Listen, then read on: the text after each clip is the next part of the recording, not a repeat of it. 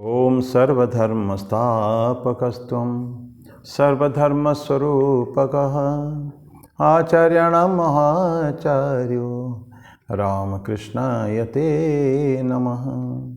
यथाग्निर्दाहिका शक्ति रामकृष्णे स्थिता हेया सर्वविद्यास्वरूपां तां शारदां प्रणमाम्यहम्।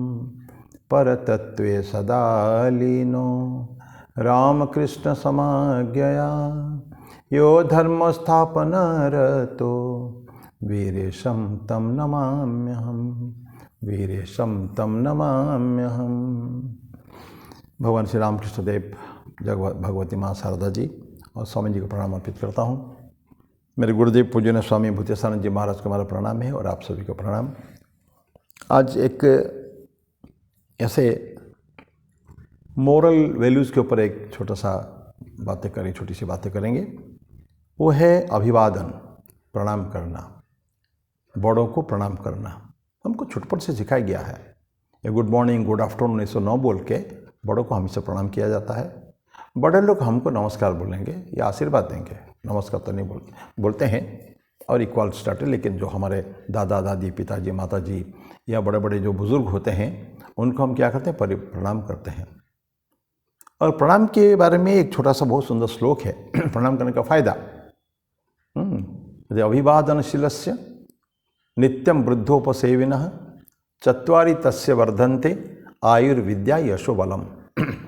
अगर हम दो बातें करते हैं अभिवादनशीलस्य, जो हमेशा प्रणाम करता है। कुछ लोग होते हैं खूब प्रणाम करते हैं, जिसको देखे प्रणाम करते हैं, राम राम या जय राम जी की ऐसा करके प्रणाम करते हैं। प्रणाम करने ऑटोमेटिकली जो सुपीरियर जो होता है, बड़े व्यक्ति होते हैं, उनसे एक स्पॉन्टेनियसली बिना सोचे एक आशीर्वाद मांगते हैं, खुश रहो, या बहुत उम्र भी बढ़ने के लिए बात करते हैं, और कुछ प्राप्ति की बात, अच्छी अच्छी बातें करते हैं, उन्हें आशीर्वाद, भरपूर आशीर्वाद देते हैं। और आशीर्वाद को सोचे ये बात नहीं, ये ऑटोमेटिकली उनको जब हम प्रणाम करेंगे तो आशीर्वाद करते हैं। तो क्या मिलता है, अभिवादनशीलस्य नित्य वृद्धोपसेविनः, वृद्धों की सेवा भी अगर करते हैं बड़े लोगों की, तो क्या मतलब चत्वारि तस्य बढ़ते थे, चार चीज़ें उसकी वृद्धि होती है। आयु बढ़ती, आयु, विद्या, यश और बलम। तो बेहतर यशस्वी भव बोलते हैं कुछ, यशस्वी भव हैं, और बहुत उम्र तुम्हारा हो काफ़ी, इस तरह की बातें आशीर्वाद देते हैं। और आशीर्वाद के कारण वो जो एक आशीर्वाद दे दिया, it comes from the heart directly, वो कभी अन्यथा नहीं होता कभी भी। तो इसीलिए भगवत गीता में भगवान कृष्ण भी ऐसा बोलते हैं कि जो गुरु के पास जाता है ना, शिष्य गुरुकुल में पहले था, शिष्य गुरुकुल में जाता है गुरु के पास, तो तीन बातें उसको करना पड़ता है। तद्विधि प्रणिपातेन परिप्रश्नेन सेवया। ऐसा जो करता है शिष्य, तो क्या होता है, उपदेक्षन्ति च ज्ञानम ज्ञानिनः तत्त्वदर्शिनः। जब हम प्रणिपात करते हैं, प्रणिपात मतलब प्रणाम करते हैं, और प्रणाम मीन्स इट सिग्निफाइज कि ये अपने आप को समर्पित करते हैं गुरु के श्री चरणों में। बहुत इंपॉर्टेंट मामला है। तो प्रणिपात, तद्विधि प्रणिपातेन, प्रणिपात किया, उनके हो गए, फिर हमारा संस्कार हो गया, फिर परिप्रश्नेन, पढ़ाई शुरू हो गई, प्रश्न पूछने का है। Lots of questions should rise in the mind of this student. Nachiketa को उपाख्यान देखें, भगवत गीता में भगवान कृष्ण और अर्जुन के उपाय देखें, या पूरा उपनिषद में भरा पड़ा है गुरु और शिष्य परंपरा में। शिष्य कैसे प्रश्न करते हैं और गुरु उसका उत्तर देते हैं। एक प्रश्न उपनिषद ही है कि उसके ऊपर है, खाली क्वेश्चन एंड आंसर, प्रश्न उपनिषद। तो ये नियम है। ऐसा प्रणाम करने पर वो उपदेश देते हैं, उपदेक्षन्ति ते ज्ञानम, वो व्यक्ति जो है बड़े व्यक्ति गुरु ज्ञान को उपदेश देते हैं, क्योंकि ज्ञानी न है और तत्वदर्शी न भी है, तत्व को जानता है, वो तत्वदर्शी है। ही नोज द सीड्स, बिल्कुल उसके बेसिक्स फंडामेंटल जो है वो जानते हैं, वो ब्रह्म ज्ञान है। यही पाने के लिए ही शिष्य गुरु के गृह में जाया करते थे, विद्या अध्ययन करने के लिए, पूरा एक जीवन बनाने के लिए जाते थे। ऐसा उनसे मिलता है। तो ये जो दो कहने के बाद हम दो छोटा सा उदाहरण लेंगे। बहुत सभी आप जानते हैं, उदाहरण कोई नई उदाहरण नहीं है, लेकिन प्रणाम का महत्व देखिए। नंबर 1, रामायण में है। रामायण में वाल्मीकि रामायण में भी नहीं है, तो उस समय तुलसी में नहीं है, लेकिन उड़ीसा के रामायण में, कंब रामायण में, बंगाली रामायण में, बहुत सारे रामायण में ये उपाख्यान है कि भगवान श्री राम वह जाने के लिए लंका विजय को जाने से पहले उन्होंने भगवान शिव की आराधना की, उपासना की थी। और उपासना के लिए उन्होंने जो तय किया उपासना करना, तो पंडित कौन आएगा, तो जाम्बवंत जो है बहुत उनका तो पितामह समान है। तो उनके बोला कि अब क्या करा जाए, बोला कि यस है, लेकिन आएगा कि नहीं मुझे पता नहीं। कौन? रावण के बारे में सोचा था। रावण भी इनको बहुत रेस्पेक्ट करता था ना, जाम्बवंत को। तो फिर श्री राम कहते जाओ देखो, एक बार देखो, ट्राई करने में क्या बुरा है। तो जाके देखते जाओ। तो फिर कहानी बड़ी लंबी है, जाम जाति कितना रेस्पेक्ट के साथ रावण उनको बुलाते हैं, पूछते हैं पितामह आपका आने का मकसद लक्ष्य क्या है।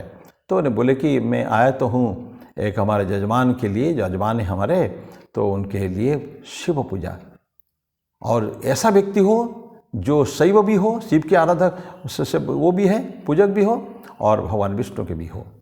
तो विष्णु की आराधना भी करता हो, शिव की आराधना करता, ऐसे व्यक्ति चाहिए, और ऐसे केवल तुम ही हो। रावण है। लेकिन किसके लिए बोले कि क्या, बोले मेरे दो ऐसा हैं। तो रावण समझ जाता है वो दोनों तो नहीं, अयोध्या के जो राजकुमार दोनों तो नहीं। बोले हाँ वही है, लेकिन मैं जाऊंगा। रावण बोलता है कि मैं जाऊंगा, और जाऊंगा करके फिर कहानी बहुत लंबी है, सारी व्यवस्था करना पड़ेगा ब्राह्मण को ही। अगर जब वनवासी है वो, मेरे जो यजमान जो है वनवासी है, तो मैं पुरोहित जो जा रहा हूँ, पुरोहित का कर्तव्य होता है सारी व्यवस्था करके जाएं। तो व्यवस्था मैं करूँगा, और सीता को भी साथ में लेना पड़ेगा। तो जाके पहुँचते हैं सीता को, सीता तुमको कल मेरे साथ, ऐसे तुम्हारे पतिदेव मेरे यजमान हैं और मैं पूजा करने जाऊँगा, तुमको मेरे साथ चलना पड़ेगा, लेकिन तुम्हारे मुक्ति केवल वहीं तक है, पूजा तक। पूजा के बाद फिर मेरे पास, मेरे साथ तुम वापिस आ जाओगी। तो ये बोलता है कि मैं तुम्हारे पति के, वो है मेरा यजमान है, पूजा करने जा रहा हूँ। सीता उनको प्रणाम करती है, तो उनको बोलते हैं कि अखंड सौभाग्यवती भव, ऐसा रावण उनको देते हैं। देखिए जानते हैं अखंड सौभाग्यवती बनना मतलब है कि श्री राम मरेंगे नहीं कभी भी। हाँ, ये सीता को देते हैं। फिर जाते हैं, पूजा होती है, बीच में काफ़ी घटनाएं बहुत है। पूजा होती है, पूजा के बाद जब पूजा समाप्त हो जाती है, फिर भगवान श्री राम पूछते हैं, आचार्य आपके दक्षिणा क्या है?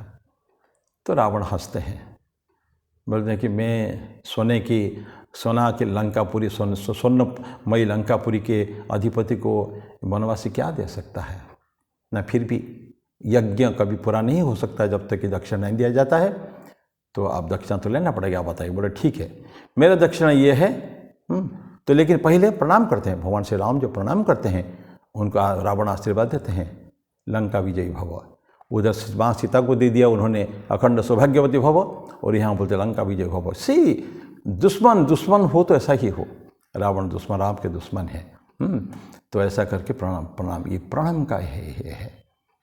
फिर बोलते कि क्या मांगा उन्होंने? मांगा ऐसा है, मुझे कोई धन संपत्ति नहीं चाहिए, मैं सिर्फ यही चाहता हूँ जब आचार्य जब मृत्युशैया पर है तो यजमान उनके पास उपस्थित हो।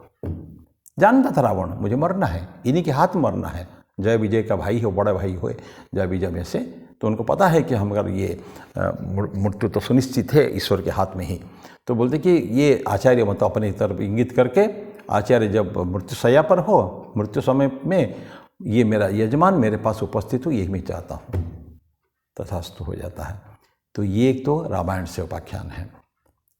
माने कितने महान घटनाएं हमारे शास्त्र में हैं, सीखने की बात खाली। दूसरे आते हम लोग महाभारत में, बहुत सुंदर कहानी, जो युद्ध चल रहा है, प्रचंड युद्ध चल रहा है। तो भीष्म पितामह सैन्य सेनापति, प्रथम 10 दिन भीष्म पितामह सेनापति है कौरव पक्ष का।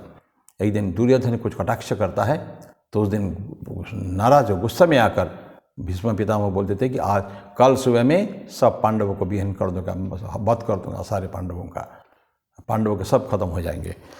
कि बड़ा खतरनाक, ये जो जाता है पांडवों के कैंप में, शिविर में, बड़े मातम छाया हुआ है, क्योंकि भीष्म पितामह के बारे में जानते हैं कितना पावरफुल है वो, and he can kill all the people.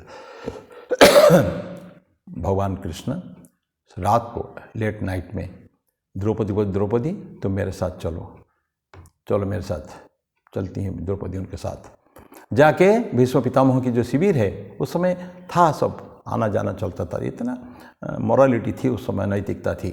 तो जाके भीष्म पितामह को जाके, द्रौपदी तुम जाके पितामह को प्रणाम करो, मैं बाहर खड़ा हूँ। बाहर खड़ा है, भगवान कृष्ण खड़े हैं।